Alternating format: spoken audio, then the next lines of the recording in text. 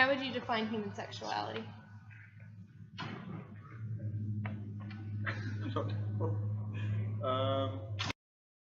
How would you define human sexuality? It's the way like males and females interact with each other. How would you define human sexuality? You might not be able to do this interview with me because I don't even know how to answer that question. I don't define it. I don't even know. I don't know. I don't do this interview because I don't know. I don't know. What would you do? How do you define it? How would you define human sexuality? I would say the underlying driving force of wanting human connection.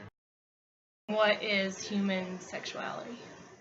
If I were to define human sexuality, I would say I would define it in a way that is much bigger than most people do. I think often we reduce our sexuality to what we do with our genitals. Right. And I think it's broader than that. Right. Partially because I don't think that it's finally when people start having sexual intercourse or other sexual activity that suddenly you become sexual. Mm-hmm. Right? Usually at the adolescence of puberty, when you start feeling whether it's arousal or awareness of your gender and your attraction to other people, that's a part of your sexuality. And so I would say that sexuality quite broadly, and here I'm actually pulling from Deb Hirsch, who was the chapel speaker earlier this semester, it has to do with so many of the social relations that we have with anybody.